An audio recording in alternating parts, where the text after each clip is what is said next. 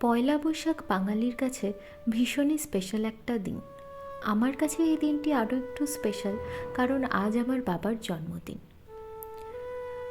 আমি যেহেতু আজ শ্বশুরবাড়িতেই আছি, তাই মায়ের মতন আমিও নিজের মতন চেষ্টা করেছি খাওয়া দাওয়া দিয়ে আজকের দিনটা ভরিয়ে তুলতে।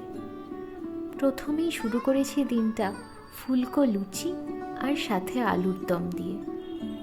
মিষ্টিমুখ করবো না আজকের দিনে, তা আবার হয় নাকি, তাই একটু ক্যারামেলাইজড পায়েস। চলে আসি দুপুরের খাওয়া দাওয়ায়। সাদা ভাত আর সাথে গরম ঘি, আহা!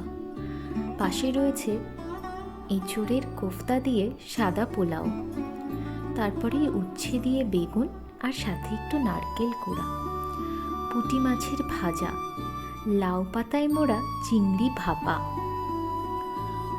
এরপরেই শুরু করছি গরমের দিনের সাথী টক ডাল, অর্থাৎ কাঁচা আমের মুসুরির ডাল।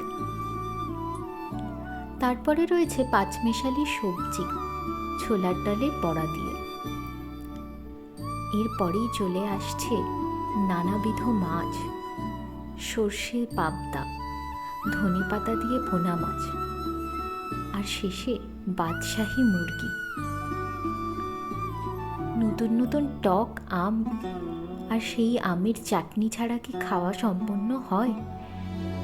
তাই টক আমের চাটনি। বাঙালির শেষ পাতে মিষ্টি পড়বে না, তা আবার হয় নাকি? তাই বাঙালির মিষ্টি মুখের জন্য রয়েছে মুগের ডালের বরফি। এত কিছু করার পর যখন সকলে তৃপ্তি করে খায়, তখন মনটা আনন্দে ভরে যায়। সকলকে জানাই শুভ নববর্ষ। নতুন বছর সকলের ভালো কাটুক, সুস্থ কাটুক।